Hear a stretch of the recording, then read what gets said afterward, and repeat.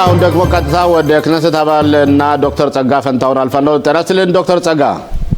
ጤና ይስጥልኝ አቶ ሽሎሞ፣ እንዲሁም አድማጮች ተመልካቾች።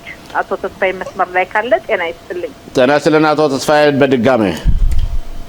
ጤና ይስጥልኝ አቶ ሽሎሞ። ጤና ይስጥልኝ የክነሰት አባል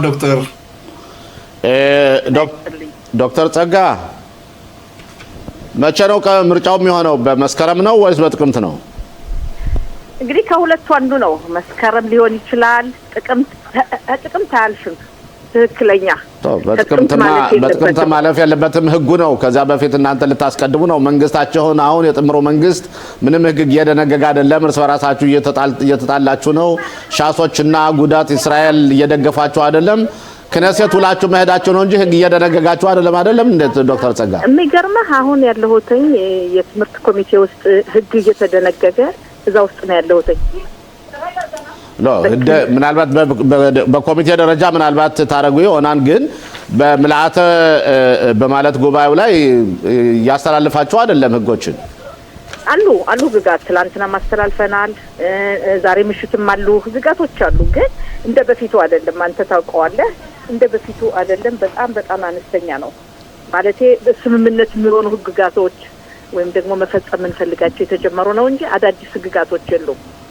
ዩሊ ኤደልሽታይንን አባራችሁ ቦዓዝ ቢስሙትን የሾማችሁበት ህግ በተለይ የሃይማኖት አክራሪዎችን እነሱን ውትድርና እንዳይሄድ ለማድረግ የሞከራችሁት ህግ ደግሞ ተመልሶ ወደ ማቀዝቀሻ የገባ ይመስላል። በመጀመሪያ ደረጃ ዩሊ ኤደልሽታይንን አላባረር ነው፣ ከስልጣኑ አባራችሁታል። ከስልጣኑ አባራችሁታል እኮ ፋክት እኮ ነው። ቦዓዝ ቢስሙትን ሾማችሁ እንዴ? ምን ማለት ነው? አቶ ሽሎሞ ከኮሚቴ ሊቀመንበርነት አላባረራችሁትም እንዴ? አኒፖ ሲገርምህ አቶ ሽሎሞ ሀጥባ ላይ ሁኜ ነው የማነጋግራችሁ ድምጽ እየሰጠው። የትምህርት ኮሚቴው ዩሊ ኤደልሽታይንን አላባረርነውም። ዩሊ ኤደልሽታይን የሊኩድ አባል ነው። በሊኩድ አባልነቱ የጸጥታ ጥበቃ ኮሚቴ የውጭና የጸጥታ ኮሚቴ ሊቀመንበር ነበር። ያሰብነውም ማፋጠን አልቻለም። ስለዚህ አባረራችሁት።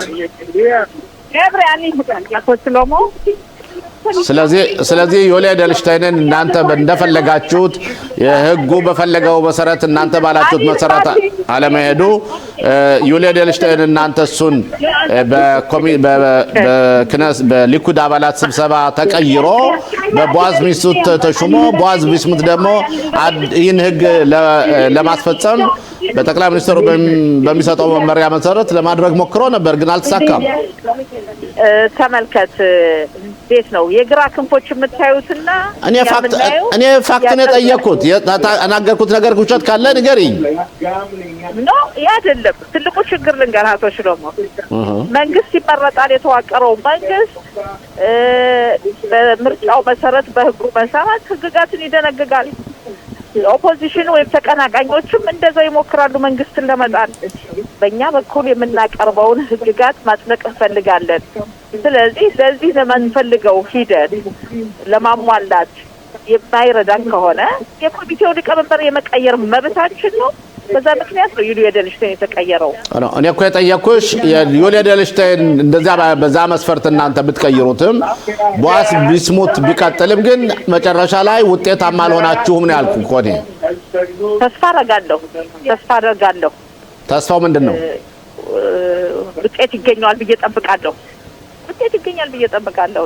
ካልሆነም ደግሞ ተመልከት፣ የዲሞክራሲ ጨዋታ አለ። በዲሞክራሲ መሰረት ሞክራለህ። ብዙ ድምጽ የማይገኝ ከሆነ ያንን ህግ ለድምጽ መስጠት አታመጣውም። እኛ ኦፖዚሽን አይደለንም፣ እኛ ስልጣን ላይ ያለንን።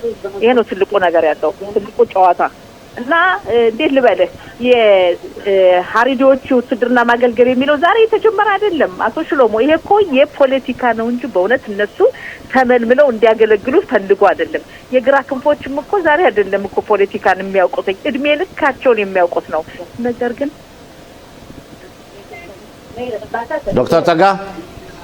ዶክተር ጸጋ እዛ ክነሰት ውስጥ የትምህርት ኮሚቴ ስብሰባ ላይ ያለሆነች ነው። እሺ ቀጥል። የትምህርት ኮሚቴ ስብሰባ ላይ ነው ያለሁት። የሚገርምህ የከፍተኛ ትምህርት ተቋምን በተመለከተ ነውና ድምጽ መስጠት አለብኝ የኮሚቴው አባል ስለሆንኩኝ። ይሄ ነው ብዙ የሚያነጋግር ያለ ከዛ ውጪ ተመልከታቶ ሽሎሞ ይሄ መንግስት 4 አመት ይሞላል ብሎ ይጠበቃል ነበር 4 አመት ሞላል በጣም የሚደንቅ ነው ከዛ በፊት 5 ጊዜ ምርጫ ተካሂዷል በ3 አመት ተኩል ጠቅላይ ሚኒስትሩን ለመጣል በጠቅላይ ሚኒስትሩ ጋር አንቀመጥ መንግስት አናዋቅርም ብለው እና ይሄ በሙሉ የሚያመለክተው መንግስትን ለመጣል ብቻ ሳይሆን ናታንያውን ጠቅላይ ሚኒስትሩን ከስልጣን ለማውረድ የሚካሄደው ጥረት አልተሳካም ዶክተር ጸጋ የናንተ መንግስት በዚህ 3 አመት ውስጥ በጦርነት ተወጥሮ የቆየ መንግስት እንጂ ብዙ ውጤት ያመጣ መስሎ አይታይም በ7 ቀን 10ኛ ወር በእናንተ ጊዜ ነው የሆነው እና እንዴት 4 አመት እኮ እናንተ ጊዜ ልትጨርሱ የቻላችሁ ራሳችሁን አንዱ ባንዱ በመደገፍ ነው እንጂ በህዝብ ግምገማ በሚደረገው ብዙ ውጤታማ ሆናችሁ አይደለም በመጀመሪያ ደረጃ ማስተካከያ እሺ ማስተካከያ መንግስቱ የኛ መንግስት ብቻ አይደለም የሁላችን መንግስት ነው የመረጠው ያልመረጠው መንግስት ነው በዲሞክራሲ መንግስት ከተመረጠ በኋላና ያንተ መንግስት ነው ለማለት ፈልጌ ነው እሺ ትክክል ነው ተቀበያለሁ ርማቱን እሺ እንግዲህ በዚህ ቀጥልና ፖለቲካው ጨዋታ ታውቀዋለህ ይሄ መንግስት ጦርነቱ እንደሆነ ይወድቃል ተብሎ ነበር የተጠበቀው ነገር ግን እንደማይወድቅ አውቀናል እንደውም የበለጠ ተጠናከርነ ከ64 መቀመጫ ወንበር ወደ 68 ደረሰ ኦኬ እና ይሄ ነው ራሱ ውጤታማ ሊያሰኘው የሚችለው ይሄ ነው ማለት ነው ዶክተር ጸጋ ነው ወይስ ማለት መግዛት ማለት እኮ የሚገደነገው አሁን በተለያዩ በጦርነቱ ለምሳሌ የሚያሉትን ውጤቶችን በመናይበት ጊዜ በአዛም በሊባኖስም በኢራንም ነገር አለ ውዝፍዝፍ እንዳለ ነው ያለው ዶክተር ጸጋ አንድ የታሰረ ነገር ውጤት ያየነው ነገር መስሎ አይታየኝም እና ሙሉ በሙሉ ውጤታማ ነን ለማለት በርግጥ ገና እስካሁን ድረስ ክፍት የሆኑ ነገሮች አሉ ግን እስካሁን የምናያቸው ነገሮች በጣም ውጤታቸው የሚያስደንም መስሎ አይታየኝም አቶ ሽሎሞ ከይቅርታ ጋር መቀጠል አልቻልኩም ድምጽ መስጠት አለብኝ ኦኬ እሺ ቀደም ሲል የሚያየነው ማን ነበር አርቲስት አባተ በሪውን ጤና ይስጥልን አይቼው እንኳን ደህና መጣ ደህና እግዚአብሔር ይመስገን እንዴት ነህ እንኳን ዋው ስላየነው ቀደም ሲል ስላየነው በኋላ እናወራለን ትነግረናለህ ለምን እንደሆነ በቅድሚያ ስቱዲዮአችን ደስ መጥተህ ዛሬ አጭር ቃለ ምልልስ እንዳደረግ ፈቃደኛ ስለሆንክ እጅግ በጣም እናመሰግናለን እኔም አመሰግናለሁ ስለጋበዛችሁ አባተ በሪውን ማን ነው ለሚለኝ ሰው ምንድነው የምለው አባተ በሪውን ያው አዲስ አበባ ተወልዶ ያደገ ልጅ ነው ከዛ ወደ ሐረር ሄዶ ሙዚቃ ተማረ በስንት አመቱ ነበር ወደ ዛይሮ ሙዚቃ የተማረው 14 ተኩል 14 አመት ልጅ ሙዚቃ እንዴት ለምን አካባቢያችን ከኛ አካባቢ ሙዚቀኛ ብቻ ነው ያለው እና ብዙ የምታየው ነው ያሬድ ትምህርት ቤት አለ ማዕከላዊ ሙዚቀኛ እነ ጥላሁን ድሮዛ ነበሩ እና ሁሌ ተሰማለ ነው ሙዚቀኞቹም እነ ጥላሁንም እዛ እና ብዙነሽም እዛው አንድ ሰፈር ነው ስለዚህ ከዛ ተነስቶ ያው ይጋባብህ ይሄለ በዛ ተገብቶብኝ ነው መሰለኝ ያው ቀጥዬ እኔ ሙዚቀኛ ሆንኩ ከዛ በኋላ እንደገና ወደ አዲስ አበባ ተመለስኩ ማለት ነው ከአደጋ በኋላ እነ ንግስት አበበ ምናምን ከሞቱ ውስጥ አብረን ነበር ነፍሳቸውን ይማር እነሱ ካረፉ በኋላ እኔ ወደ ብሔራዊ ቲያትር ገባሁ ያው ከብሔራዊ ቲያትር ረሃባ አንድ ምናምን ይያልኩ መጨረሻ 99 በ10ኛ ወር እዚህ ገባው ማለት ነው እስራኤል ሀገር መጣ ማለት ነው እዚህ ደረስክ እንደው ወደ ሙዚቃው ዓለም እንዴት እንደገባህ እንደው አጠር አድርገን የነገርከን በጣም የሚገርም ደግሞ አንተ በእውነት አደጋውንም አስተዋውሰሃል ያው ኤርትራ አስመራ ሙዚቃ ዝግጅት ሳይታችሁ ስትመለሱ የነበር አደጋ ነው እዛ ላይ በጣም ከዛ ተርፈኝ ለዚህ ልበርቃናል ተመስገን ነው አሜን እውነት ነው በጣም እውነት ነው እስራኤል ሀገር ከመጣ በኋላ ብዙ ስራዎችን እየሰራ ነው እንግዲህ በብዙ አጋጣሚዎችም በብዙ ቦታዎችም አብረን ሰርተናል ወደ ሙዚቃው ዓለም የገባህበትን ስታይቀው አንተ እንደው ወደ የመጨረሻው ጥያቄ ወደ ፍላርጎና ሙዚቀኛ ባትሆን ኖሮ ምን ትሆን ነበር ጥሩም ተማሪ ነበርኩ ትምህርት ቤት ውስጥ ያለው ጥሩ ተማሪ ነበርኩ እንግዲህ ከኔ ጋብረው ይማሩ አንደኛ ሁለተኛ ሶስተኛ ከሚወጡ ስተረኝ አሁን አንደኛው ኢንጂነር ነው አብረን ጓደኛዬ ነው እስካሁንም አንድ ክፍል ውስጥ የምንማር የነበረው አንደኛው አራዳም ይባላል እሱ ኢንጂነር ነው ፍቅሮ የሚባለው ደግሞ የቆዳ ፋብሪካ እንትን ተምሮ የሆነ እሱም ጥሩ ቦታ ነው ማለት ነው። ስለዚህ ሙዚቀኛ ባትሆን ኖሮ አንተም አንድ ቦታ ነበር እንደዛ ትሆን ነበር። እስራኤል ሀገር ከመጣ በኋላ ሙዚቃው እንዴት ነው የቀጠልከው? እንደው አጠር አድርገህ። እኔ እዚህ ከመጣሁ በኋላ መጀመሪያ በ3 ወሬ ነው ከታዋቂው እስራኤላዊ ዘፋኝ ከአሬል ዚልበር ጋር የተገናኘው። እሱ ጋር ሆኜ አንድ ባባይ የሚባል ባባይ በዛ የሚባል ልጅ ሙዚቃ ሰራን እኔና እሱ። ከዛ ደግሞ የህፃናቶች ሳጅን የነበሩ ልጆች ሰብስበን እኔና እሱ አንድ የህፃናት መዝሙር ሰራን። ከዛ በኋላ ሪሞን ገባው 1 አመት ከምናምን እዛ ተገባው። እዛ ያለው ነው እንግዲህ የመጀመሪያው ዲስክ የወጣው ራስ ዳሽን የሚል እሱ በአለም አስተዋወቀኝ። ከመምጣቴም በፊት ዓለምን ሁሉንም አውቀዋለሁ። ከነ መሐሙድ ጋር ከሙላቱም ጋርም ሰርቻለሁ። ከነ መሐሙድ ጋር ብዙ አመት ሰርቻለሁ እና አውቀዋለሁ። እዚህ ከመጣው በኋላ ግን በዛ ጀመርኩ። ከዛ ደግሞ አንድ አፍሮፖፕ የሚል የኩሉማ የሚባል 7 ሙዚቀኞች አሉ። ነፍሷን ይማር እንደውም አበበች ደራራም ነበረች። እሷን አረግን። ከዛ በኋላ እንደገና ደግሞ ሻባተ የሚባል የፒዩቲም ሰራን። ከዛ ተስፋ የሚባል ባንድ አለን፣ ግማሽ እስራኤላዊ ግማሽ ኢትዮጵያዊ፣ በጣም ጥሩ ወጣቶች ያሉበት እሱ ባንድም አለ። ከዛ ትዝታም የሚባል ነበረን። ብቻ ያልኩ አሁን አዲስ ቀን የሚለው ፕሮግራም ላይ ደርሻ አሁን ቲያትር ቤቱም አለ። በቲያትር ቤቱም ከናንተ ጋር አድርገህበታል። ለገብም ፋስ የተቋቋመው በዚህም ባንዱ በእንደዚህ አይነት ምክንያት ነው። አሁን ፌስቲቫሉ ከኤፊ ባናያ ጋር የሆነው ነገር ማለት ነው። ፌስቲቫሉ የተቋቋመው ያው ቲያትሩንም ሙዚቃውንም አንድ ላይ በማድረግ ነው። ስንት ዲስኮችን ሰርተሃል ካሁን በፊት? እዚህ ከመጣው 4 ሰርቻለሁ። የቄሶች አለ አልወጣም። እሱ ገና አሁን ይወጣል የሚል ተስፋ አለ። ለቄሶች ስትኑ ማለት ነው? ቄሶች ጋር 25 ሙሼ ባሪሁዳ የሚባል አንድ አሙታት ቶሜር የሚል የተቋቋመው ሙሼ ባሪሁዳ ጋር ሆነን የ35 ሰዓት ቄሶችን 25 ቄሶች ተቀርጸው ነበር።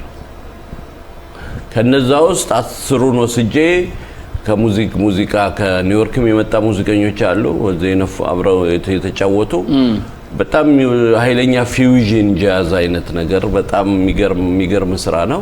በአይነቱ በጣም ልዩ የሆነ ስራ ነው። በጣም ግን ያው በመሃል እንደጨረስን ሳይወጣ ሙሼ ሞተ።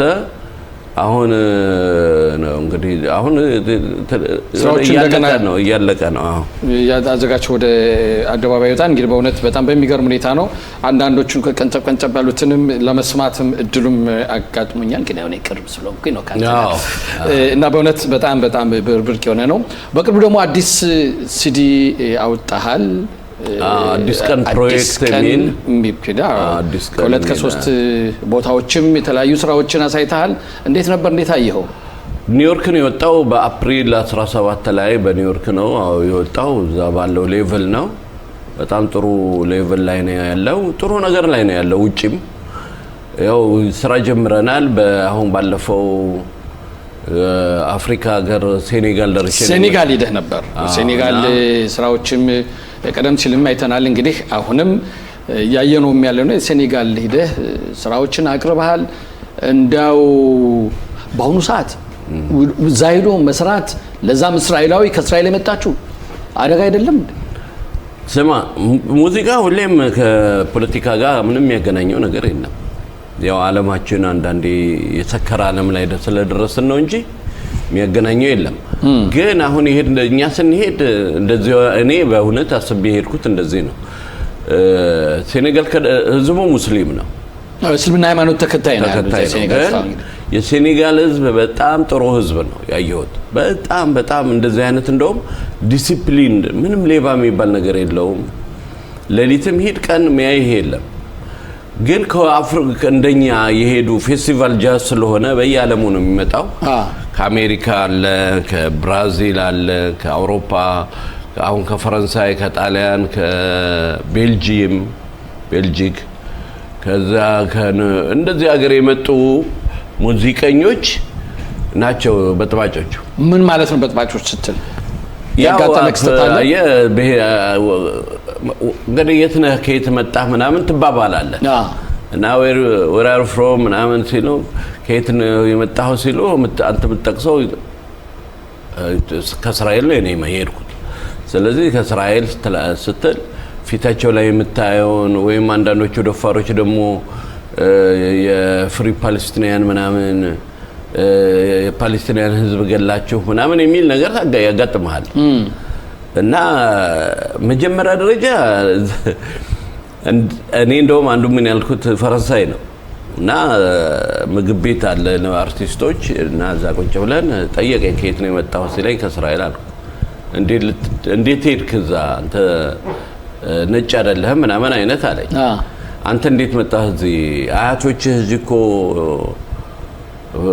ሴኔጋልን ሲወሩ የነበሩ ናቸው አሁንም ድረስ ጀርባቸው ላይ ነው ያለው በእውነት ፈረንሳዮች አሁንም ነው ምነግርህ እዛ ሆቴሎቹ ባለቤት እነሱ ናቸው እና እናንተ ምን አገባ አንተ እኮ ያለው አፍሪካ ውስጥ ነው እኔን ነው የምትጠይቀኝ አፍሪካ ውስጥ ሆነ ስለ ዓለምም መኖሬ እና እንደዚህ አይነት ሊያጋጥም ይችላል አሁን የተከሰተው እንዳውም ቀደም ሲል ስንወያይም እንደው ድንኳናችሁ ላይም ሳይቀር የመጡ አንዳንድ ማስታወቂያዎችን ለጥፉ ምናምን የሚል ሁኔታ ማጋጥሞ ነበርና እንደው በጣም የሚገርመው ነገር ቅድም አንድ ያልከኝ ነገር አለ ካንድ ካቋቋምከው ባንድ ሁሉ ሀበሻዎችንም ፈረንጆችንም ባንድ ላይ አቀላቅሎ የመሰራት እዚህ ሴኔጋል ውስጥ ደግሞ ካየው አንድ ሰራው ደግሞ ሴኔጋላውያኖችም አብሮ ከናንተ ጋር ወጥተው መድረክ የተጫወቱት ያው ትልቁ ነገር የሰበርናቸው ነገር ቢኖር ይሄ ነው አሁን ይሄን ነገር እንዳየሆነ ወደ ማታ ዝም ብዬ ከተማውን ለመዞር ወጣው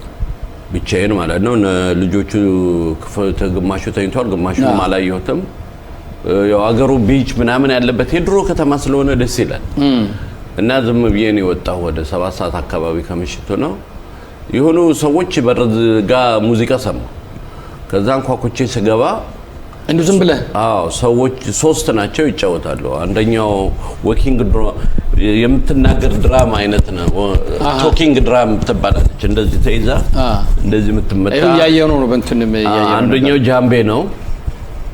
ጃምቤ የሚባል አለ አንደኛው ዱንዱን የሚሉት አለ ዱንዱን ይዘው እና 3ቱን ነው የሚጫወቱት ከዛ ተመለስኩና ልጆቹ ጋር ደውዬ ጠራኋቸውና ይዣቸው መጣሁና እነዚህ ልጆች አብረው መስራት አለባቸው አረብ አላጠኑም አልተጠናም በፍጹም እኔ ያዘጋጃለሁ ጥናት ለማኔጀሩ ለፌስቲቫል ማኔጀሩ አንድ ቀን የሆነ ቦታ እንዲያስ ከዛ እሱም አልሆነም ግን የሾውለት ሳውንድ ቼክ ስናረግ ድምጽ ስናስተካከል በቃ መጡ የሚሰሩበት አንድ ኢየሩሳሌም ሰማክቲ በኦምሪ ሚሊ ሚላለ እኔ ከመሃል ደግሞ ከፊል ለፊት የጨመርኩት በአማርኛ አለ እና እስከሱ ወደ ፒዩቲም ይሄዳል ሰማክቲ በኦምሪ ሚሊ ቤታ ዶናይን ላይክ ምናምን የሚል አምዶታ ይረግሌኑ ምናምን የሚል አንድ ፒዩቲም አለ የዳዊት መዝሙር እሱን የመጨረሻ ኢየሩሳሌም በሚለው ላይ ነው እዛ ላይ ያስገባናቸው አስበው እነ ሙስሊሞች ናቸው እስራኤላዊ ነህ እንደገና ደግሞ ኢየሩሳሌም ብለህ በዛ እኔ ከጨረስኩ በኋላ ወደስ እንደው ሰዓታችን እየተገባደደ ነው እንደስኩት ስለ አንዳንዴ ነገሮች በሙሉ እግዚአብሔር ሲፈቅድ በዛ እንደዛ ጋዜጣም ሳይቻለው ጋዜጣ ላይ ሞተዋልና በትግስት ሆኖ ግን አሸናፊ ሆኖ የመጣ ነው እስካሁን ጋዜጣ ላይ አለ በቃ በጣም ነው የሚጽፉት ስለዚህ ጉዳይ ፌስቲቫሉ ጽፈዋል ውጭ ያለ ጋዜጠኞች ጽፈዋል እና በጣም ትልቅ ነገር ነው ምን ተሰማ ግን አንተ እነዛ ሰዎችን እዛ ላይ ስቴጅ ላይ እንደዛ ከሰራ በኋላ ሰዎችንም በእውነት አንድም እነሱ እንዲሉ ያደረጋችሁበትም ይህ አይነት መንገድ እንደሆነ የተጠቀምክበት ነው ሆምብል ያደረከው ነው አጋጣሚ የመጣልህ ነው እኔ የወጣሁት ዝምዬ ነው ግን ቢሆነ ነገር እንደማገኝ እርግጠኛ ነበርኩ ተናስተልኛ ተስፋዬ ተናስተልኝ ሻለቃቸው እንዲሁም ስራ ባልደረቦችና ተመልካቾቻችን ተስፍሽ መስመር ላይ ነህ አው እየሰማው ነው ተናስተልኝ አይቸው ተናስተልኝ አቶ ተስፋዬ ተናስተልኝ እንግዲህ እኔ ታል ምንድነው ተስፋዬ 1 ተስፋዬ 2 እያልኩ ልናገር እንዴት ነው ስማችሁን ተቀይሮ ላሆኑ ባልደረባችን በለኝ።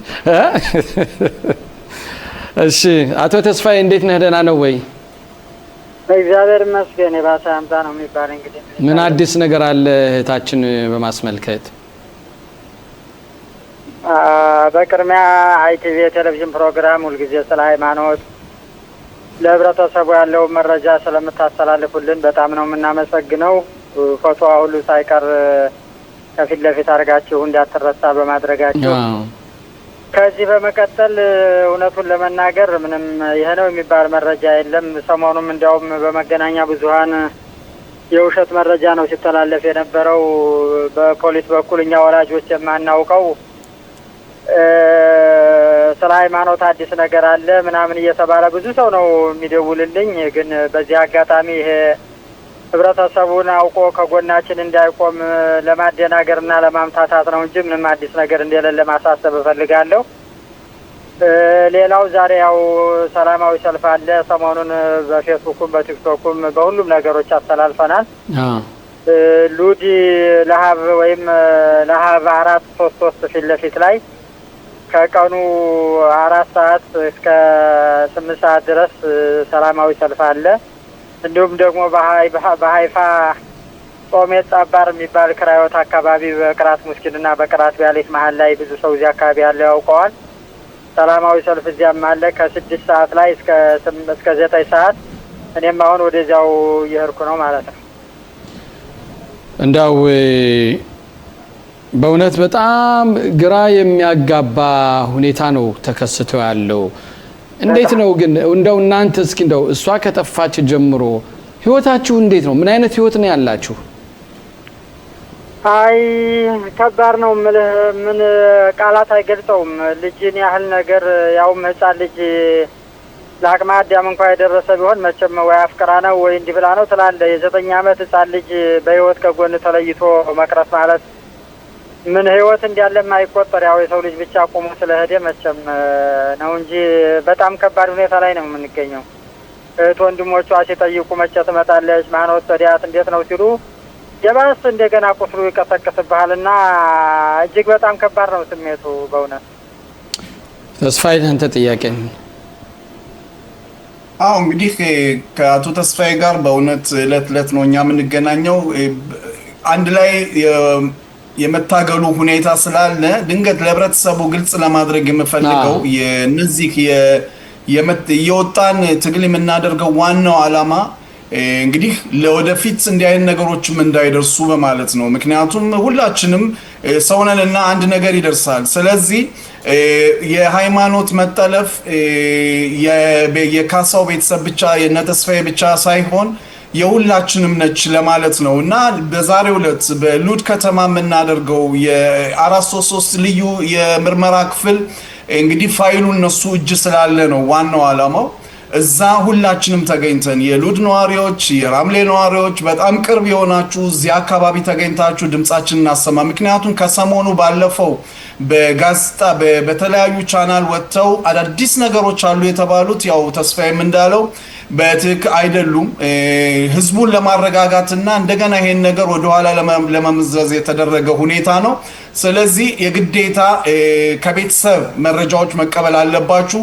ከጋዜጠኞች ሳይሆን ከቤተሰብ መረጃዎች መቀበል አለባችሁ። ሃይፋ አካባቢ የምትኖሩም እናቶ ተስፋዬ ይኖራሉ እዛ ክሪያቲያም ክሪያት ኮል ክራዮት የምንለው እነዛ አካባቢ እባካችሁ ውጡና ተባበሩን፣ አንድ እንሁን፣ ድምጻችንን ለሃይማኖት እናሰማ ነው የሚል ጥሪ ማቀርበው አይቸው። ተስፋዬ እንደው አንተን በዚሁ የምትጠይቅህ እንደሚደረገው እንቅስቃሴ እስካሁን ደስ የምታደርጉትም ቀደም ሲል እንደገለጽከውም አንተም በዚህ በእውነት ለማፈላለግ ጥረት ከሚያደርጉትኝ አንዱ ነህና እስካሁን ድረስ ያለውን እንቅስቃሴ እንዴት ነው የምትመለከት? እንዴት ነው የምትገመግመው? ይኸውልህ እንዴት መሰለህ ነገሩን ባጭሩ መቅጨት እንችል ነበር አይቸው። ብዙውን ጊዜ ችልተኛነት የሚሰማን መስሎ ይታየኛል። ምክንያቱም እዚህ ሀገር ብዙ ነገሮች ይደርሳሉ፣ ይከሰታሉ። ህዝቡ ሆ ብሎ ሲነሳ እነዛን ነገሮች ባጭሩ ለመቅጨት የሚቻልበት ሁኔታዎች አሉ። ያን ነገር ግን ችላ ብለህ ከተውከው የሚሰራውም አካል የራሱን ጊዜ ወስዶ በፈለገው ጊዜ የሚሰራበት ሁኔታዎች እየታዩ ነው እና በአሁን ሰዓት አሁንም ቢሆን ምንም ያህል 2 ዓመትም እንኳን ይች ልጅ እንግዲህ ከ800 ቀን በላይ ነው፣ ከ2 ዓመት በላይ ነው እንግዲህ ከቤት ከተጠለፈች ያለችበት ሁኔታ ናት። ሴት ልጅ ነች ከተጠለፈች በ9 ዓመቷ የተጠለፈች ልጅ ነች። በአሁን ሰዓት እንግዲህ እድሜዋ ከፍ እያለ እየሄደ ነው። እድሜዋ ከፍ እያለ በሄደ ቁጥር ሴት ልጅ ምን ያህል እናቷን የምትፈልግ በእናቷ እጅ ሆና የምታድግ የሚሆነውን እናቶች ይረዱታል ብዬ ገምታለሁ። እና የግዴታ ነው እናቶች መውጣት አለባቸው። ይቺ ልጅ የኔ ነች ብሎ መሰማት አለባቸው። አባቶችም እንደዚሁ፣ እህቶችም እንደዚሁ። ስለዚህ ያለመውጣቱ ሁኔታ አሁን ለዛሬ ወደ 4 ሰዓት ያደረግነው በብዙ ምክንያቶች ከሰው ስራ ላይ ነው አይችልም በሚል ሁኔታ ነው እንግዲህ 4 ሰዓት ያደረግነው። 4 ሰዓት እንግዲህ የዛሬ እርግጠኛ ነኝ ትንሽ ከበፊቱ ሰፋ ያለ መስሎ ይታየናል። ትግሉ የሚሆነው የህዝቡ ነው። ሃይማኖትን የሚመልሳት ህዝቡ ነው። መንግስት በህዝብ በሚያደርገው ጫና ላይ መንግስት ላይ እነዚህን ነገሮች ያደርጋል። ዝም ብሎ አሁን መልእክት አላወጡም 433 ልዩ ክፍሎች። እነሱም የሚፈልጉት ይሄንን ፋይል በቶሎ ለመጨረስ ነው። የግዴታ እኛ ደግሞ ማድረግ ያለብን ጫና መፍጠር ነው የምለው አይቸው። አቶ ተስፋዬ ነው ወደ እርሶ ልምጣና ባለቤትስ እንዴት ናት? የእሷ ስሜት እንዴት ነው? ልጆቹስ? አሁንም ያው ያላችሁት መጀመሪያ ከነበራችሁበት ጊዜያዊ መጠለያ ቦታ ነው ያላችሁት። እዛ ብቻ መቀመጥ መቅረት፣ እንደው እናንተ ስሜታችሁ እንዴት ነው? ስሜቱ ከባድ ነው።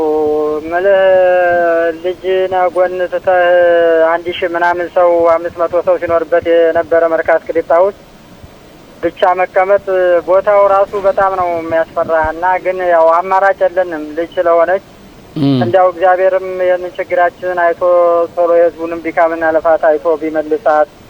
ሁለተኛ ደግሞ የወሰዳት ሰው ነው የወሰዳት የጠለፋት ሰው እንዲያው አንድ ቀን ምናልባት እንዲያው ፈጣሪውን ፈርቶ ወደዚያ ቢያመጣት መኖሪያ ቤታችን ወደ ሀይፋ የገዛነው ቤት ለመሄድ ቦታውንም ስለማታውቀው ወይ ደግሞ ያ ሰውዬ እንግዲህ ገንዘብ ፈልጎም ከሆነ መጥቶ ለመደራደር ያው ይሻላል ብለን ልብ ስለ አይሆነንም እዚያ ብንሄድ ብለን ነው እንጂ ከባድ ነው ህይወቱ፣ በጣም ከባድ። በህይወታችን ከባድ ጊዜ ነው እያሳለፍነው፣ ዋጋ እየከፈልን ያለ።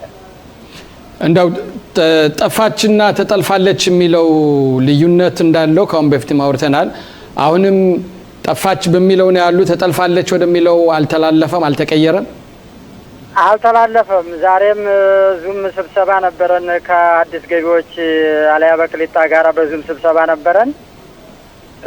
በእርግጥ ለሀቦች አልተገኙም፣ ግን የፖሊስ ተወካይ ተገኝቶ ነበረ። ምንም ይህም መልስ አላገኘም። አለያ በቅሊጣም ዛሬ ካምፔን መልስ ይሰጣል ብለን 2 ዓመት ከምናምን የጠየቅነው ጥያቄ እናገኛለን ብለን ነበር። ይህም ጆሮ ዳባ ልበስ የተባለበት ሁኔታ ነው ያለው። ከባድ ነው። ብቻ እግዚአብሔር እሱ ይፍታው። ህዝቡም ደግሞ የህዝቡ ጸሎት ያግዘን እንጂ ከባድ ነው። የህዝቡ ያለውን ተሳትፎ አንተ እንዴት ትመለከተዋለህ? እንዲያው እውነቱን ተናገር ካልከኝ የህዝቡ ተሳትፎ በቂ አይደለም ነው የምለው።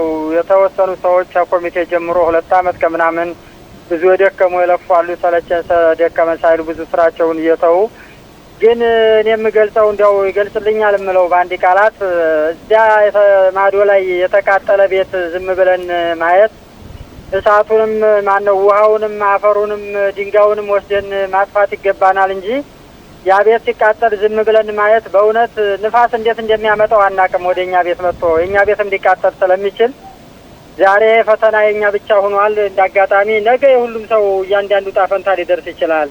ዛሬ ልጆቻችን ቤት ስላሉ ዝም ብለን ማየት የለብንም እና እንዲያውም አንዳንድ ሰዎች የትግል የፖለቲካ ይመስላቸዋል። በእውነት አንዳንድ በጣት የሚቆጠሩ ሰዎች ወይ ፖለቲካው ያልገቡ ዝም ብለው በፖለቲካው ዳርዳር የሚሄዱ ሰዎች አንዳንድ የሚነግሩኝ ፖለቲካ መስሎ ይታያቸዋል። እና እኛ ዘር፣ ቀለም፣ ፖለቲካ፣ ሃይማኖት ሳንል በሰብአዊነት ነው እኛ ልጃችንን ነው። ሌላ የፖለቲካ ዓላማ የለን የምን የለን።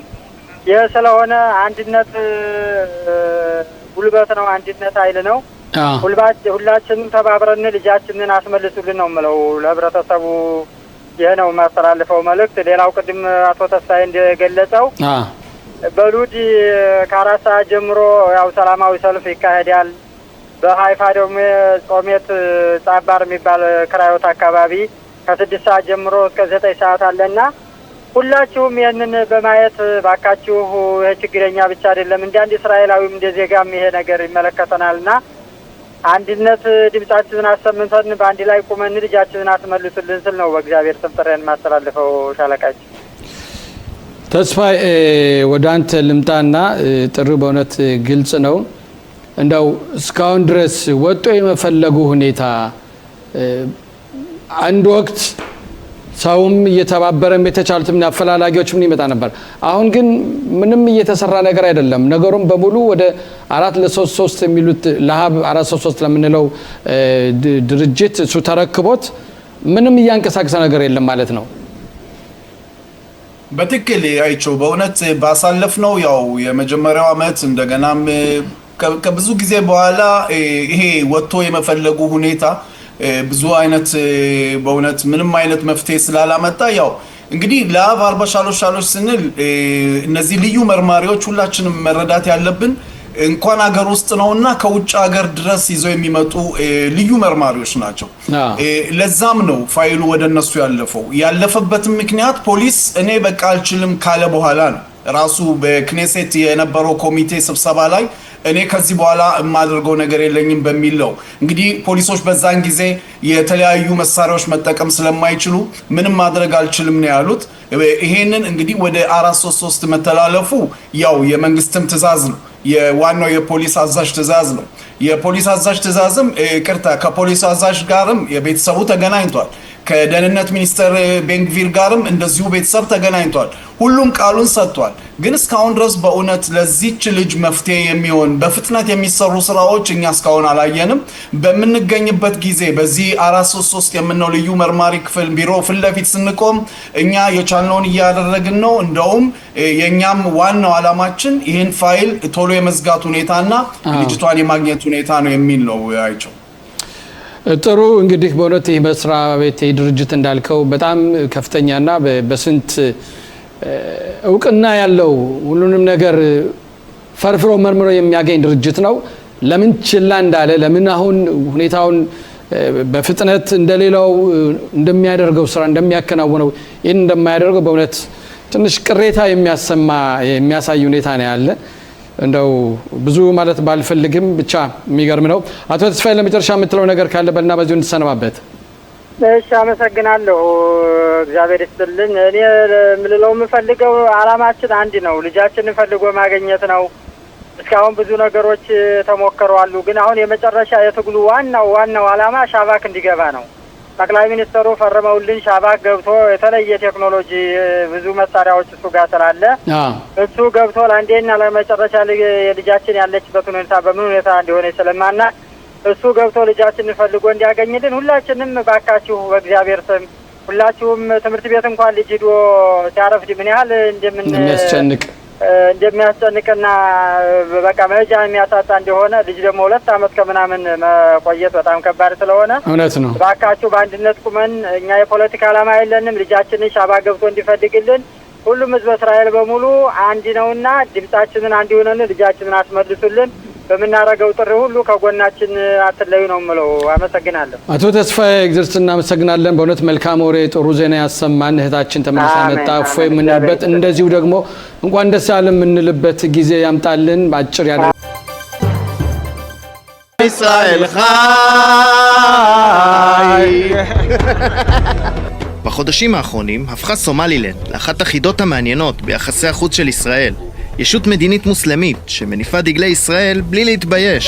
שלום סומלילנד. שלום סומלילנד.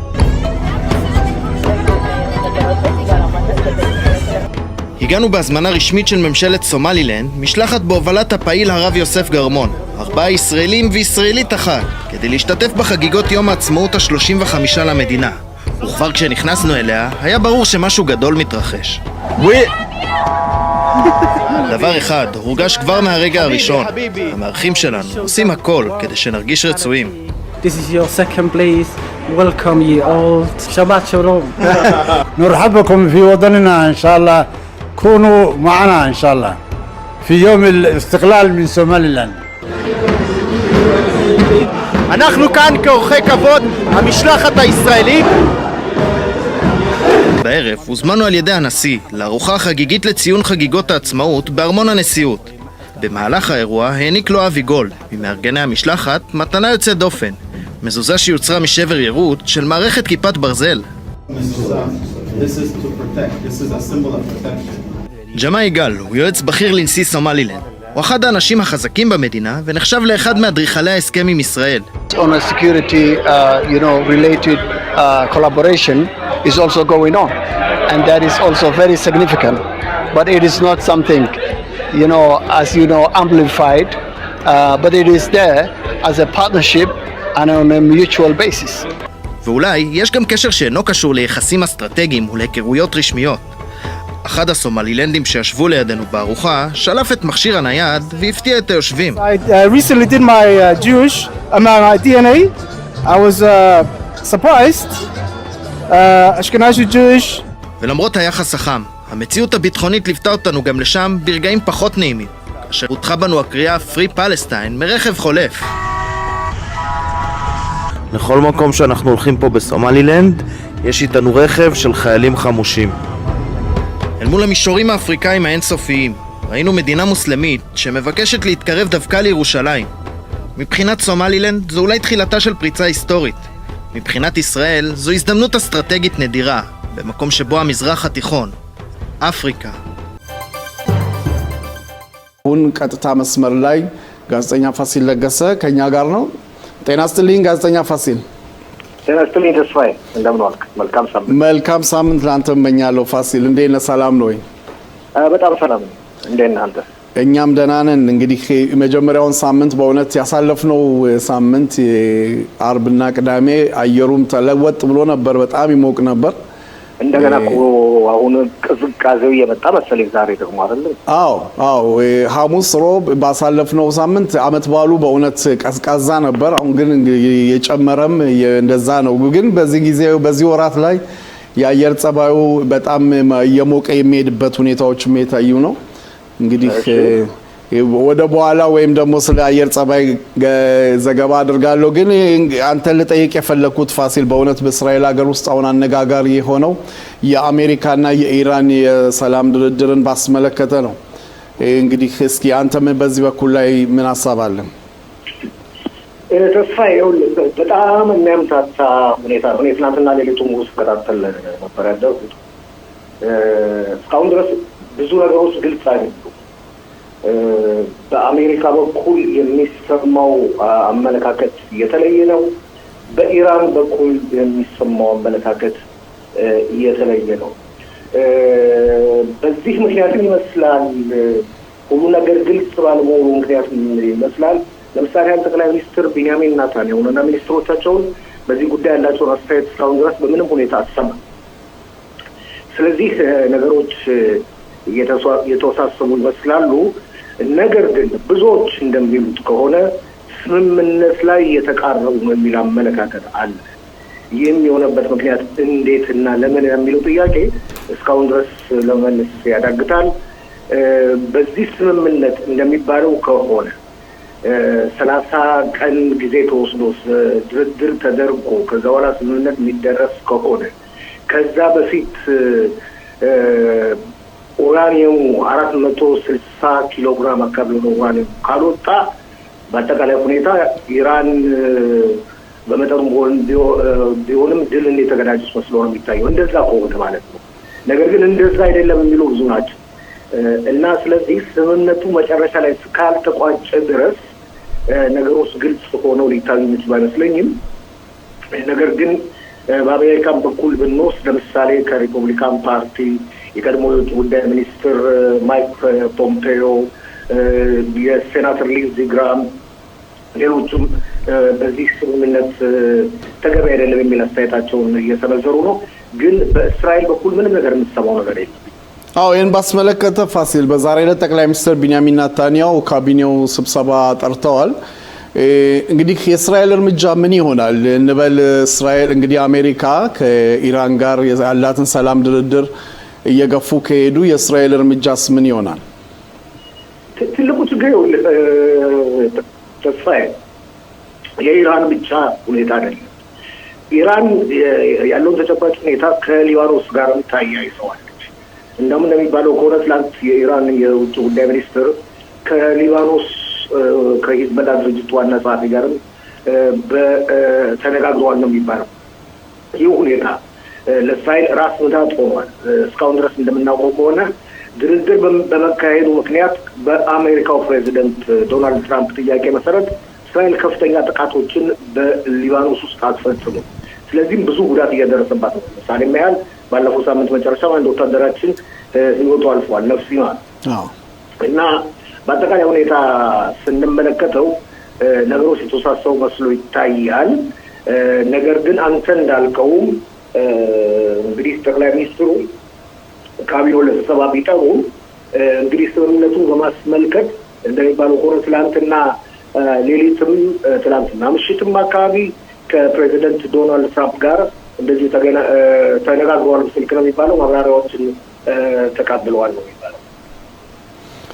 እንግዲህ በእውነት በአሁን ሰዓት ብዛት ያላቸው እንግዲህ እንደተከታተልኩት ከሆነ የሚወጡት መረጃዎች ይሄ ስምምነት የበለጠ ኢራንን ነው እንጂ የሚጠቅማት አሜሪካና እስራኤል ጋር ምንም ያህል ያው ይሄ እንግዲህ የሚያስመለክተው የሆርሙዝ ወሽመጥን ባስመለከተ ነው።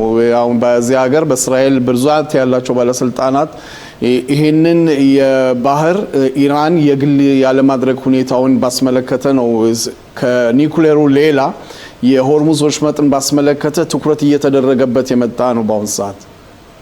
ትክክል። ግን ተስፋዬ ስንመለከተው እኮ የሆርሙዝ ወሽመጥ ጉዳይ እስራኤልን ይህን ያልመሳሰብ ነገር አለ። እስራኤል ዋናውና ትልቁ ጥያቄዋ የኒኩሌር የጦር መሳሪያ ኢራን ማምረት የለበትም የሚለው ነው። የሆርሙዝ ወሽመጥ የንግድ መርከቦች የመንቀሳቀስ ጉዳይ የሚጎዳው የሚያነሳው የሚጥለው የፋርስ ባለሰላጤ ሀገሮች ነው እንጂ እስራኤል በዛ አካባቢ ምንም አይነት ንግድ ማድረጋት የምታደርገው ንግድ የለም። አሜሪካን በዚህ ነገር ላይ የምትጠቀምበት ሁኔታ የለም። አሜሪካ ይህን ሁሉ ጥረት የምታደርገው በዛ አካባቢ ዓለም አቀፍ የንግድ መስመሮች ትክክል በሆነውና ተገቢ በሆነ ሁኔታ ክፍት መሆን አለባቸው በሚል እምነት ነው። ከዚህ በተረፈ ትልቁ ጥያቄ ዋናው አሁንም ደግሞ ደጋግሞ የሚነሳው ጥያቄ የኒኩሌር የጦር መሳሪያ በማስመልከት ኢራን ምንም አይነት መብት እንደማይኖራት ለመግለጽ ነው። ሌላው ደግሞ ትልቁ ጥያቄ የሚነሳው ተስፋዬ ስምምነቱ ከተፈረመ ኢራን ታግዶባት የነበረው ገንዘብ በሙሉ እንኳን ባይሆን አብዛኛው ይመለስላታል የሚለው ጥያቄ ነው። ይህ ሁኔታ ደግሞ እንደገና ይህ በስልጣን ላይ ያለው አክራሪ የእስላም መንግስት ይህን ያህል ገንዘብ በብዙ ሚሊያርድ ዶላር የሚጠጋ ገንዘብ ካገኘ የበለጠ ለአካባቢ ሰላም እንቅፋት ይሆናል የሚል ስጋት አለ። ሌላው በእውነት ፋሲል ከዚህ ጦርነት ላይ በጣም ብዙ ከተጠቁት የሚባሉት የባህረ ሰላጤ ሀገራት ውስጥ እንደውም በዚህ በተኩስ አቁም ስምምነት ሁሉ አንዳንድ ጥቃት ደርሶባቸዋል። ይሄንን የሰላም ድርድር ባስመለከተ ምን ያህል እንዴት ያዩታል? እነሱ ጥረታቸው የነበረው ይሄን ያለውን መንግስት ለመጣል ነበር የኢራን እነሱ አሁን በፍራቻ ምክንያት ይመስለኛል ይህን ሰላም ስምምነት እንገፋለን የሚል ቃል ፕሬዚደንት ዶናልድ ትራምፕ ትላንት እንደሰጡ ለማወቅ ይችላል። ምክንያቱም አሁን ኢራን ማስፈራራት ላይ ያለችው እስራኤልን ሳይሆን እነሱን ነው። እነሱ በቂ የሆነ የመከላከያ ኃይል ስለሌላቸው የነዳጅ ተቋሞቻቸውን፣ የኤሌክትሪክ ተቋሞቻቸውን፣ የውሃ የተለያዩ መዋቅሮቻቸውን እመታለሁ እያለ ትታለች። ደግሞ ባለፈው ጊዜም ደግሞ አድርጋለች ሁላችንም እንደምናውቀው። ይህ ሁኔታ ስለሚያሳስባቸው መጀመሪያ አካባቢ በስልጣን ላይ ያለው መንግስት መውደቅ አለበት የሚል አመለካከት ቢኖራቸውም በኋላ ግን ለየት ያለ አቋም ይዘው ይገኛሉ። ኦኬ እንግዲህ ከሰሞኑ በእውነት ሁላችንም በሚደርሰን መረጃ ለተመልካቾቻችን የበለጠ ሰፋ ያለ ትንተና ይዘን እንመጣለን። ወደ ሌላ አርዕስት እንለፍና እንግዲህ የሮማን ጎፍማን ሹመትን ባስመለከተ ከሰሞኑ እንዲህ ከፍተኛ ፍርድ ቤቱ መልሶ እንደገና ለኮሚቴው ጥራት እንዲያደርግ የሚል ሁኔታ አሳይቷል። ኮሚቴው በዚህ ጉዳይ ላይ ምንም አይነት ልዩነት እንደማይቀይርና ያው ሹመቱ እንደሚሳካ ነው። ግን ይሄ ነገር እንዴት ታየዋለህ ፋሲል? ከፍተኛ ፍርድ ቤት እንደገና መልሶ ወደ ኮሚቴው የመላኩ ሁኔታ ከፍተኛው ፍርድ ቤት እኮ ሀገሪቱ አስተዳዳሪ ሆነ ማለት ሳይመረጥ ይህ ሁኔታ አጠያቂ የሆነ ነው። ተስፋዬ ከፍተኛው ፍርድ ቤት በስልጣኑ ባልሆነው ጉዳይ በሙሉ እጁን የማስገባቱ ጉዳይ ለሀገሪቱ ፖለቲካም ሆነ ህጋዊ እንቅስቃሴዎች ጥሩ አይደለም የሚባለው። ስለዚህ አሁን እንደገና ወደ ኮሚቴው መልሶታል። ኮሚቴው እንደሚመስለኝ ከሆነ ዛሬ መጨረሻው ስብሰባ ያደርጋል። እስከ ፊታችን ማክሰኞ ድረስ ተስፋዬ ኮሚቴው ያለውን አመለካከት ለከፍተኛው ፍርድ ቤት ያስተላልፋል። እንደሚባለው ከሆነ አንተ እንዳልከው ነው ሜጀር ጀነራል ሮማን ጎፍማን የሚቀጥለው የሞሳድ አዛዥ በመሆን ለ5 ዓመት ይሾማሉ ተብሎ ይጠበቃል። በሞሳድ 5 ዓመት ነው የሚያገለግሉት። ሻባክም እንደዚሁ 5 ዓመት ነው የሚያገለግሉት። እንግዲህ ያ ሁሉ ውጣ ውረድ ያልቃል ተብሎ ይጠበቃል። እንግዲህ እንደ ደንቡ ከሆነ እንግዲህ በሚቀጥለው ወር መጀመሪያ ላይ እንግዲህ ከአንድ ሳምንት በኋላ ማለት ነው እንደሚታወቀው ሁሉ ከአንድ ሳምንት በኋላ ስራ መጀመር አለባቸው።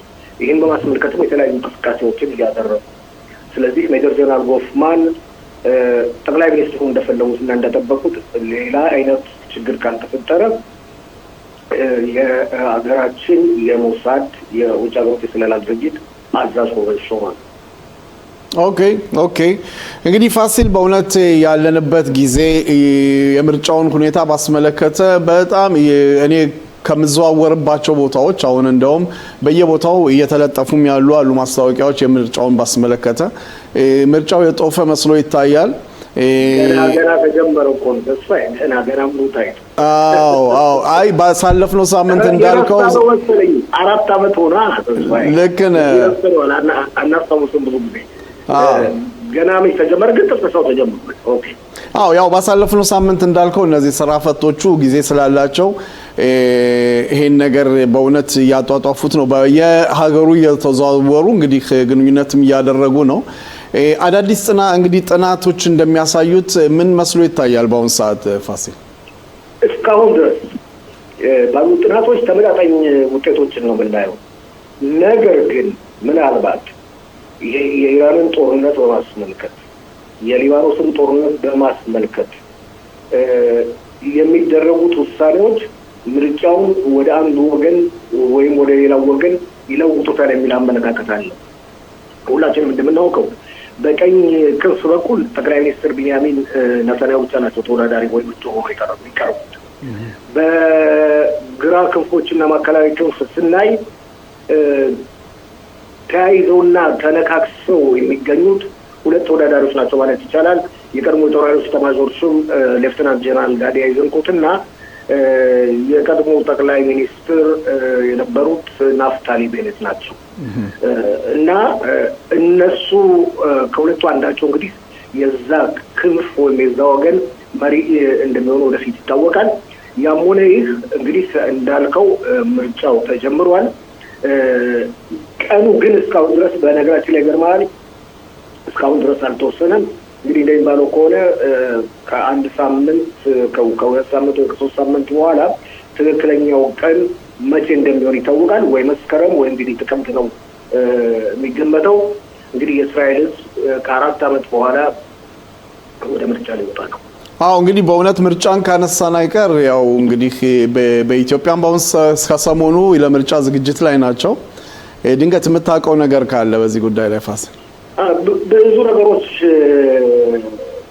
እስካሁን ድረስ ግምታዊ ጥናቶችን የመሳሰሉትን ያየሁት የለም። ግን የተለያዩ ሙግቶችን፣ ክርክሮችን በተለያዩ ቴሌቪዥን ጣቢያዎች የሚደረጉትን ለመመልከት ሞክሬያለሁ። ጥሩ ዲሞክራሲያዊ ውይይቶች እንደሚታዩ እየተመለከትኩ ነው። በእውነት የሚገርሙ ውይይቶችን ለምሳሌ ትናንትና ማታ ነው ተመልክቻለሁ። እንግዲህ ያው ወቅቱና ቀኑን ጠብቆ ምርጫው ይካሄዳል። በኢትዮጵያ እንግዲህ ለብዙ ዓመታት ያህል ሀገሪቱ እስካሁን ድረስ ሲያስተዳድር የኖረው የብልጽግና ፓርቲ ነው። ሌሎችም ፓርቲዎች እንደዚሁ ለውድድር ቀርበዋል። ይህን በማስመልከት እንግዲህ ባለፈው ሳምንት ብለናል ሰሞኑን የተለያዩ ዝግጅቶችን ይዘን እንቀርባለን ከኢትዮጵያም ቢሆን ከአገር ውስጥም ጭምር እና የዲሞክራሲ የሚደረገው ምርጫ ለሁሉም ይጠቅማል። ከዚህ በተጨማሪ በምርጫውም ቅስቀሳዎችን በኢትዮጵያም እየተካሄዱ ነው። የተለያዩ ፋብሪካዎች፣ ኢንዱስትሪዎች፣ የተለያዩ ቦታዎችም እየተከፈቱ ነው። መንግስት እንግዲህ በዚህ ባለፉት 5 ዓመታት የስራ ጊዜው በኢትዮጵያ በ5 ዓመት አንድ ጊዜ ነው ምርጫ የሚካሄደው። ያደረጋቸውን ያገኛቸውን ውጤቶች ለህዝቡ እያሳየ ነው።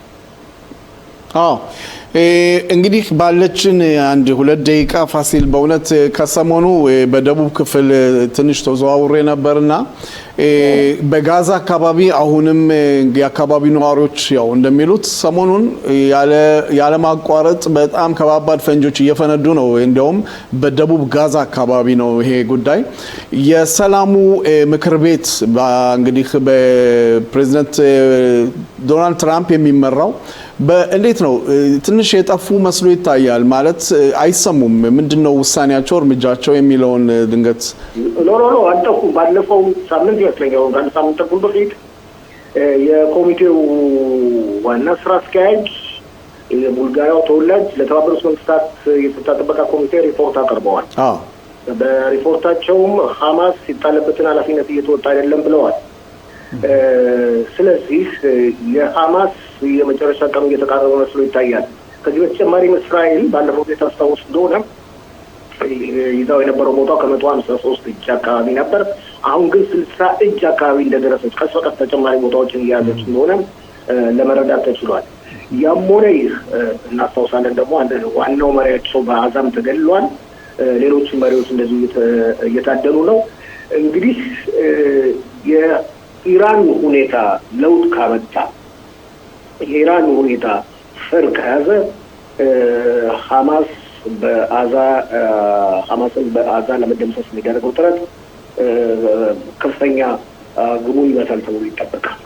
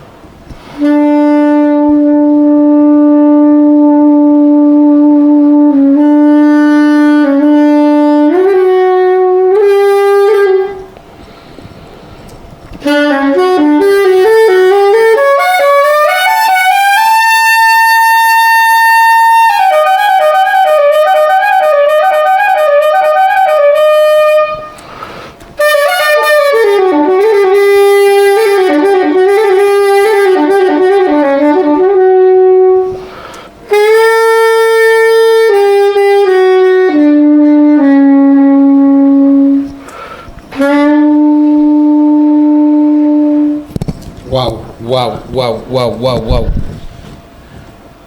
ምን እንጃ ቃላት ያጥረኛል ምን እንደማለት እንደምችል አይደል ምን ነበር የተጫወትከው በእውነት ሰውነቱን በጣም የሚወር ነው እውነት ይሄ አንደኛው የመጀመሪያው ትዝታ ነው አምባሰል ትዝታ ነው ተደባልቆ ነው ከዛ ደግሞ ባቲ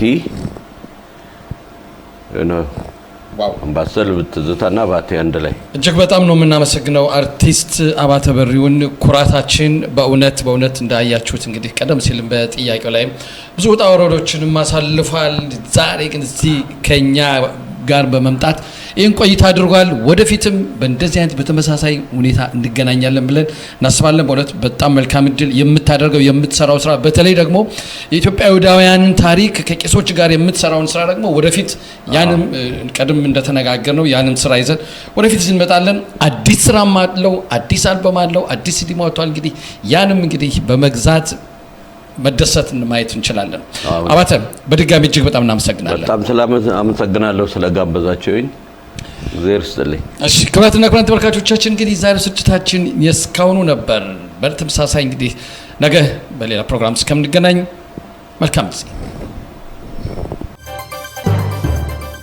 ሰላም ክቡራትና ክቡራን ተመልካቾቻችን ከማስታወቂያ ተመልሰናል በመግቢያችን ላይ እንደገለጽነው ከኢትዮጵያ እንግዲህ ቀጥታ ከጋዜጠኛ ሊዲያ አበበ ጋር የምናደርገውን ቃለ ምልልስ ቀጥታው መስመር ላይ ሊዲያ ትገኛለች ጤና ይስጥልኝ ጋዜጠኛ ሊዲያ አበበ ከኢትዮጵያ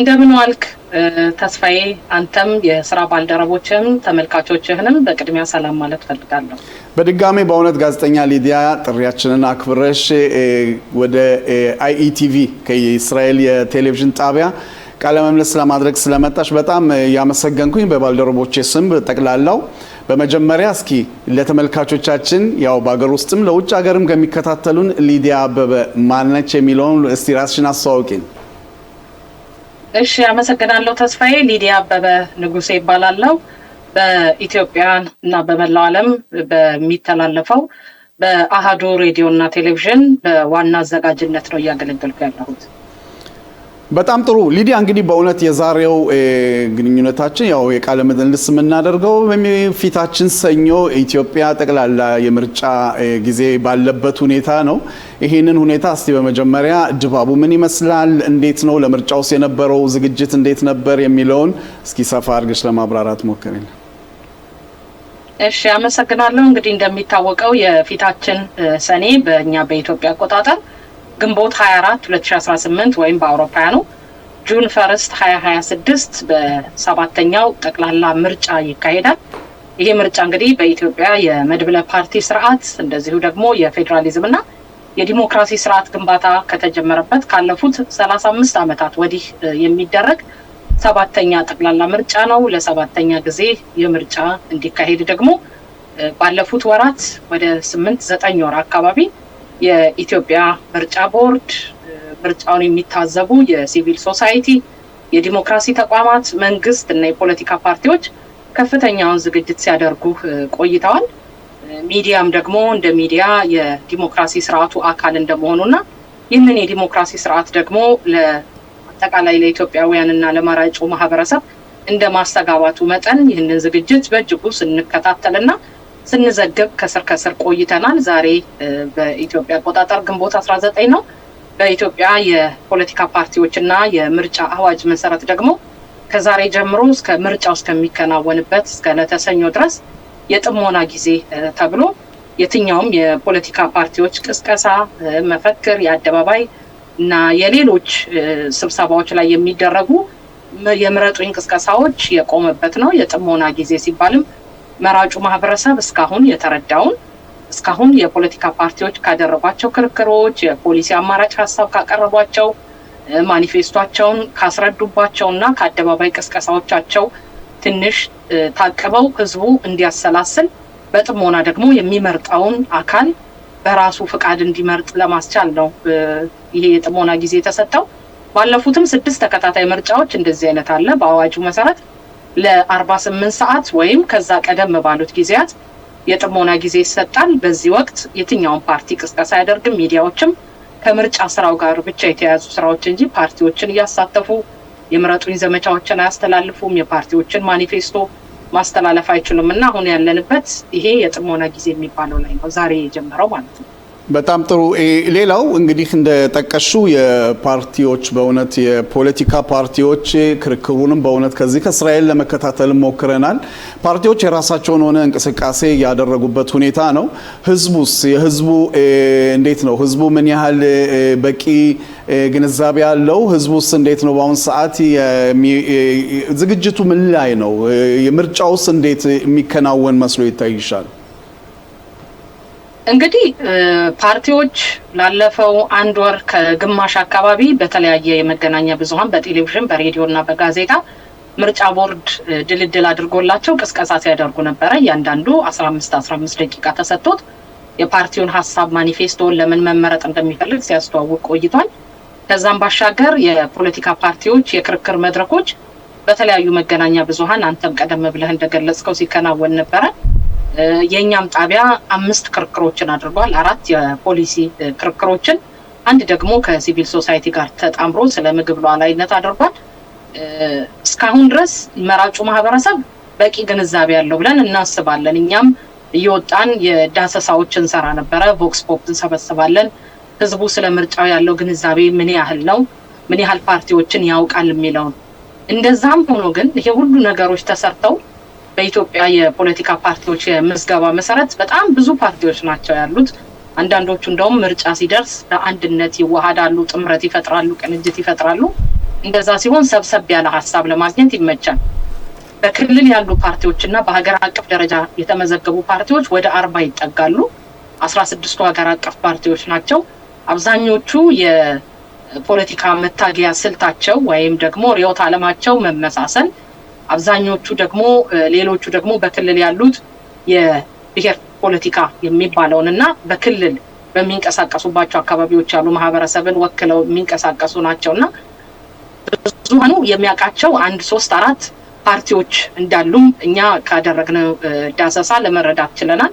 የሚያውቋቸው ፓርቲዎች ቦልድሊ የሚሳተፉ ቦልድሊ የፓርቲ አባሎቻቸውና የፓርቲ መሪዎቻቸው ሚዲያ ላይ የሚቀርቡና ላለፉት ኢትዮጵያ ውስጥ እንግዲህ የፖለቲካ ፓርቲዎች እንቅስቃሴ እየሰፋ ከመጣበት ጊዜ ጀምሮ ፊታቸው በመገናኛ ብዙሃን የሚታይ በተለያየ መልኩ የሚገለጡትን ነው እና ያን ያህል ብዙሃን ፓርቲዎችን ያውቃል ባይባልም ግን ለኔ አማራጮቼ ናቸው ብሎ የያዛቸው ፓርቲዎች እንዳሉት ለመረዳት ችለናል። ለምርጫውም ደግሞ በጣም ከፍተኛ ጉጉት እንዳለው ነው ህዝቡ እየገለጸ ያለው። ያው የራሱን የሆነ ምክንያቶች የሚያቀርቡና ስለ ምርጫው ደግሞ የራሳቸው የሆነ በሌላ መምረጥ የዜግነት መብት ብቻ ሳይሆን ደግሞ በመመርጠው አካል ለመተዳደር ግዴታዬም ነው የሚሉ አይነት ሀሳብ ያላቸው አለ። በተለይ ደግሞ ተስፋዬ እንደምታውቀው አሁን ዓለማችን ከሜንስትሪም ሚዲያው ጎን ለጎን በጣም ሶሻል ሚዲያ ገኖ የወጣበት ነው እና እዚህም ኢትዮጵያ ላይ ሶሻል ሚዲያው ትልቁን ነገር እየተጫወተ ነው ያለው። እነዚህ መገናኛ ብዙሃን ልክ እንደኛ ያለው ሌላውን ማህበረሰብ በሜንስትሪሙ እንደምንይዘው ደግሞ ሶሻል ሚዲያ ላይ ያለው ወጣቱን በተለያየ ዓለም ያለውን ደግሞ በዚህ በሶሻል ሚዲያ ላይ በሚተላለፉ ፕሮግራሞች በሚቀርቡ ሀሳቦች እውቅናው ወይም እውቀቱ እየሰፋ መጥቷል። ካለፈው ምርጫ በተሻለ አሁን ህዝቡ በደንብ ግንዛቤ ያለው ወደ 52 ሚሊዮን ህዝብ መመዝገቡን ለምርጫ ካርድ ማውጣቱን 46,000 የምርጫ ጣቢያ መኖሩን ደግሞ ብሔራዊ ምርጫ ቦርድ አሳውቋል። በብዙ አካባቢዎች የምርጫ ጣቢያዎች ዝግጁ ሆነዋል። የምርጫ ቁሳቁስም ደግሞ የማድረስ ተግባራት እየተከናወኑ አሁን የመጨረሻው ምዕራፍ ላይ መድረሱን ዛሬም ምርጫ ቦርድ በሰጠው መግለጫ ላይ ታውቋል። ህዝቡ እለቱን ነው የሚጠብቀው። እንዳጋጣሚ ሆኖ ደግሞ ለምርጫው ስራ ሲባል በእለቱ ግንቦት 24 ወይም ጁን 1 ስራ የለም። ሁሉም ቦታ ዝግ ነው። አገልግሎት የሚሰጡ ተቋማት ሁሉ ሰራተኞቻቸው ወይም አጠቃላይ ማህበረሰቡ ወደ ምርጫ ጣቢያ እንዲሄድ ለማስቻል ስራ ዝግ ተደርጎ ስለሆነ በአንድም በሌላም መልኩ እስካሁን ሲሰሩ የነበሩትን የምርጫ ስራዎች እንኳን በቂ ግንዛቤ ጆሮ ሰጥቶ ያልሰማ ቢኖር እንኳን ይሄ እለት ስራ ዝግ መደረጉ የምርጫ እለት መሆኑን በደንብ እንዲታወቅ ተደርጓል። ሚዲያው ከፍተኛ ስራ እየሰራ ነው ያለው። ግንዛቤ መፍጠር፣ መራጩ ማህበረሰብ ምርጫውን በምን መልኩ ማሳለፍ እንዳለበት፣ መምረጥ ማለት ዲሞክራሲን ማስቀጠል፣ የኢትዮጵያን ሰላም ማረጋገጥ መሆኑን በብዛት እየተሰራ ስለሆነ ህዝቡ አሁን በንቃት ነው እየተከታተለ ያለው። በእለቱ ደግሞ በኢትዮጵያ እንግዲህ እንደሚታወቀው የቅድመ ፍረጃ መስጠት ባይቻልም ማለት ህዝቡ ሄዶ ይመርጣል አይመርጥም የሚባል ነገር ስጋቶች ከተለያዩ አካባቢ ቢመነጩም እንኳን እኔ በ6ኛው ሀገር አቀፍ ምርጫ ላይ ለማየት እንደቻልኩት ከሌሊት 11 ሰዓት ጀምሮ ህዝቡ ተሰልፎ ነው ወደ ምርጫ ለመሄድ ወይ ምርጫ ለመሳተፍ ከፍተኛ ጉጉት የነበረውና አሁንም ይሄ የሚጠበቅ ነው። ይሄኛው ባለፉት ጊዜያት ትንሽ ደብዝዟል፣ ተቀዛቅዟል። እንዳለፈው የምርጫ ስራ ብዙ ግለት አልነበረውም ቢባልም እንኳን ወደ መጨረሻው ወደ ማጠቃለያው ወደ መገባደጃው ሲመጣ ግን የአደባባይ ቅስቀሳዎቹ በሚዲያ ላይ ያሉት ቅስቀሳዎች፣ ክርክሮቹ፣ አደባባዮች ላይ የተሰቀሉት የምረጡኝ ወይም ደግሞ የፓርቲ ተወካዮች እነማን ናቸው የሚሉት ማስታወቂያዎች በራሳቸው የምርጫ ድባቡ እንዲመጣ አድርገውታልና ህዝቡ አሁን ጥሩ ግንዛቤ ጥሩ መረዳት አለው። እንዳልኩ 7ኛ ጊዜ ነው የሚመረጠው። በእርግጥ ጀነሬሽኑ እየተተካካ ቢመጣም ባለፈው ምርጫ እድሜው ያልደረሰ አሁን እድሜው የደረሰ 18 ዓመት የሞላው አለ፣ ባለፈው የመረጠ አለ፣ ብዙ በምርጫዎች የተሳተፈ ማህበረሰብ አካል አለና በአንድም በሌላም መልኩ ግንዛቤዎች አሉ። አዎ እዚህ ላይ ሊዲያ እንዳልሹ 52 ሚሊዮን እንደተመዘገቡ የሚያስረዳ ነው። የምርጫ ቦርዱን ባስመለከተ ይሄን ቁጥር የበለጠ ከፍ ለማድረግና ማንኛውም እንግዲህ ዜጋ የሆነ ዲሞክራሲ መብቱን ለመጠበቅ ምን አይነት ስራ እየተሰራ ነው? እንቅስቃሴውስ እንዴት ነው? እንግዲህ እርግጠኛ ነኝ በገጠር አካባቢ እነዚህ የጠቀሻቸው ማስታወቂያዎች በከተማ አካባቢዎች ሊሆኑ ይችላሉና በገጠር አካባቢ ላለው ህብረተሰብ እንዴት ነው የሚደርሳቸው? እንዴትስ ነው እነሱስ እዛ ሆነው በእውነት ድምጻቸውን የሚሰጡት? ያው በሁሉም አካባቢ እንደሚታወቀው በሰሜን በትግራይ ክልል በአማራ በከፊል አንዳንድ አካባቢዎች ላይ ምርጫ የማይደረግባቸው አሉ። በሰላም ችግር ምክንያት የትግራይ ክልል ጉዳይ የሚታወቅ ነው። ከጦርነት በኋላ በሰላም ስምምነት ቢኖርም እዛ ላይ ምርጫ አይደረግም። ግን ሰላም ሲሆን ወደ ሰላም ሲመጣ ምርጫ ቦርድ ምርጫውን ለማከናወን ሙሉ የሆነ እምነት አለኝ ብሏል። በአማራ ክልልም ታጣቂ ኃይሎች እየተንቀሳቀሱ ባሉባቸውና ለምረጡኝ ቅስቀሳም መራጮች ወጥተው እንደልባቸው እንዳይመርጡ ችግሮች ባሉባቸው አካባቢ ምርጫው ካለመደረጉ ባለፈ በሁሉም የሀገራችን አካባቢዎች ይደረጋል ወይም በሁሉም ክልሎች ይደረጋል። እንዳልከው ከተማ ላይ የመገናኛ ብዙሃኑ መስፋት የማህበራዊ ሚዲያው ደግሞ እንደልብ መገኘት ከተማ ላለው ህዝብ ብዙ የንቃተ ህሊና ወይም የምርጫን የማወቅ ነገሮች ሊኖሩ ይችላሉ። በገጠርና ደግሞ በጣም ከገጠር ደግሞ አለፍ ብለው ሪሞት አካባቢዎች ላይ ደግሞ ፓርቲዎች የሚሰሯቸው ስራዎች አሉ። በሁሉም አደረጃጀቶች ፓርቲዎች እንደ መመዘኛም የሚቀመጥላቸው በምርጫ ቦርድ ለሀገር አቀፍና ለክልል ፓርቲዎች የአባላት ምዝገባና የድምጽ ማሰባሰብ ሂደት አለ። አንድ የፖለቲካ ፓርቲ ምዝገባነቱን ለመቀበል በራሱ 10,000 5,000 1,500 እንደዚህ እየተባሉ ቁጥሮች ተቀምጠውለታልና በዛ መሰረት ገጠር ድረስ ወርደው ራሳቸውን የማስተዋወቅ ምርጫ ሊከናወን መሆኑን እና ለምርጫው ዝግጅት የተደረገ መሆኑን የማሳወቅ ስራ አለ። ከዛ ጎን ለጎን ደግሞ በመንግስትም የሚሰሩ ስራዎች አሉ። ሁሉም የምርጫ ጣቢያዎች ዝግጁ ስለሆኑና ካርድ የመውሰድ እድሎች የተመቻቹት እስከ ታችኛው ማህበረሰብ እስከ ገጠር ድረስ ስለሆነ በደንብ የገጠሩ ማህበረሰብም ይሄን አውቋል። ግን ቅስቀሳዎችና ክርክሮችን ሬዲዮ ጣቢያዎች ተደራሽ የሚሆኑባቸው አሉ። የማህበረሰብ ሬዲዮዎች አሉ። ልክ እንደ ከተማ ላይ እንዳለው እንደ ኤፍኤም ወይም እንደ ትልልቅ ሬዲዮ ጣቢያዎች በሁሉም የሀገራችን አካባቢ የማህበረሰብ ሬዲዮ አለና እነዚህ የማህበረሰብ ሬዲዮዎች ደግሞ ስራቸው ይሄ ነው። የምርጫ ቅስቀሳው እንዳልኩ ፓርቲዎች ልክ በእኛ ከተማ ላይ እንዳለ ነው ሚዲያዎች ሁሉ በማህበረሰብ ሬዲዮም ሰዓት ተደልድሎላቸው ቅስቀሳ ሲያደርጉ ነበረ።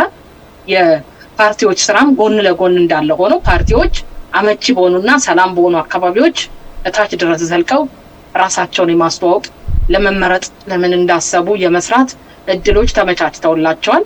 ሚዲያው ከተማ ያለው በሌላ ጎኑ ቢሰራም ገጠር ያለው ደግሞ ማህበረሰብ በማህበረሰብ ሬዲዮ በእድሮች በተለያዩ ስብስቦች አማካይነት የምርጫ ንቃተ ህሊና ስራዎች ሲሰሩ ቆይተዋል። አው ሌላው ሌዲያ እንግዲህ ያው በሙያሽም በጋዜጠኝነትሽ ይሄንን ባስመለከተ በአሁን ሰዓት የመገናኛ ብዙሃን በእውነት ምን አይነት ነጻነት አለ የተለያየ ጉዳዮችን መረጃዎችን ለመቀበልና ለህዝቡ ለማሳለፍ ይሄንን ደግሞ ብትገልጭልን። እንደ እውነቱ ከሆነ ተስፍሽ እንግዲህ እኔ ባለፉት ረጅም ዓመታት በጋዜጠኝነት እንደመቆየቴ ወደ አንድ 4 ምርጫዎች አሁን ከዚህኛው ጋር ለማየት እድሉን አግኝቻለሁ። ከዚህ በፊት የመጀመሪያው ምርጫ ላይ በዘጋቢነት በሁለተኛው እንደዚህ በዚህ በ6ኛው እና በዚህ በ7ኛው ደግሞ በአከራካሪነትም በደንብ በምርጫው ስራ ላይም በብዙ ተሳትፎ ሳደርግ ቆይቻለሁና ካለፈው ከ6ኛው ሀገር አቀፍ ምርጫ ባልተናነሰ መልኩ በዚህ ለሚዲያዎች ሙሉ ነፃነት ነበረ። የሚዲያ እድሎች ማለት ክርክር ማድረግ የሚፈልግ መገናኛ ብዙሃን ከገዢው ፓርቲ ጀምሮ ሁሉም ፓርቲ ሙሉ እገዛ ሲያደርግ ነበረ ለመሳተፍ አማራጩን ለማስተዋወቅ መረጃዎች ቶሎ ይለቀቁ ነበር። ብሔራዊ ምርጫ ቦርድ ቶሎ መግለጫ ይሰጣል፣ መረጃ ይሰጣል።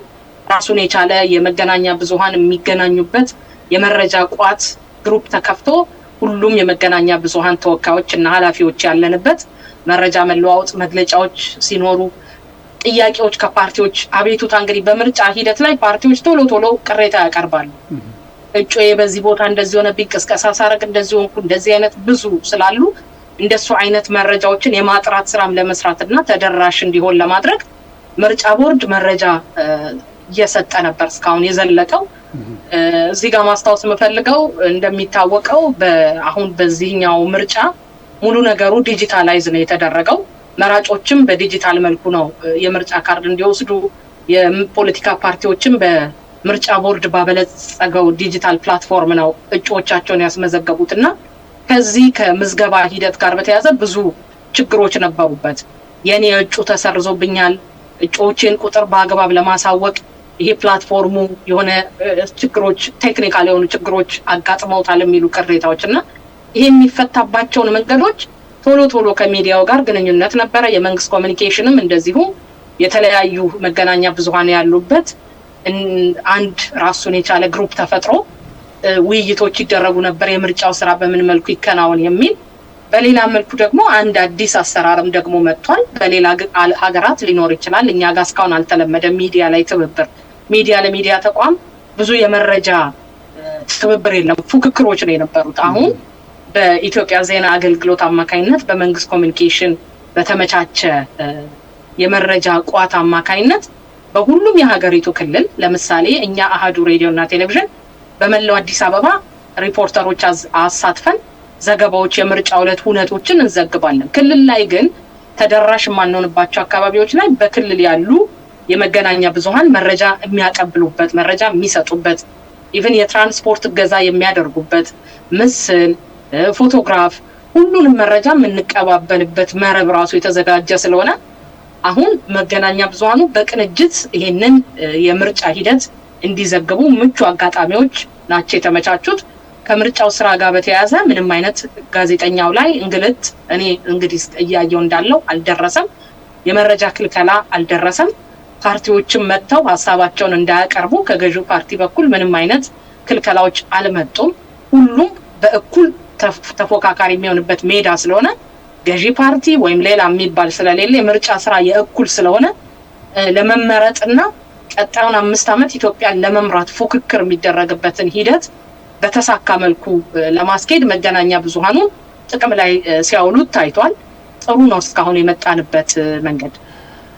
ሊዲያ በእውነት ለሰጠሽው ትንተና በጣም አመሰግናለሁ። እንግዲህ የቦርዱ ዋናው የምርጫ ቦርዱ ውጤቱ መቼ መስሎ ይታይሻል? እንግዲህ በጣም ብዛት ያለው ህዝብ ነው የሚመርጠው። ውጤቱ መቼ ይመስልሻል? ያው በምርጫ ቦርድ የጊዜ ሰሌዳ መሰረት የፖስት ኢሌክሽን ውጤቶች የሚገለጹት እያንዳንዱ የምርጫ ጣቢያ የመራጩን ህዝብ ቁጥር ማለት የተመረጠውን ፓርቲ ቅድመ ቆጠራ አድርጎ ካሳወቀ በኋላ ባለው 1 ሳምንት ውስጥ ነው የተባለው እና በ1 ሳምንት ጊዜ ውስጥ የቅድመ ውጤት ሊታወቅ ይችላል ተብሎ ይገመታል። ሊዲያ አበበ፣ ጋዜጠኛ ሊዲያ አበበ ስለነበረን ቆይታ በጣም አመሰግናለሁ። እንግዲህ መልካም እድል እመኛለሁ ከእስራኤል። አመሰግናለሁ ተስፋ፣ ያንተንም ባልደረቦችህንም አይቲቪንም አመሰግናለሁ። መልካም ጊዜ ይሁንልህ።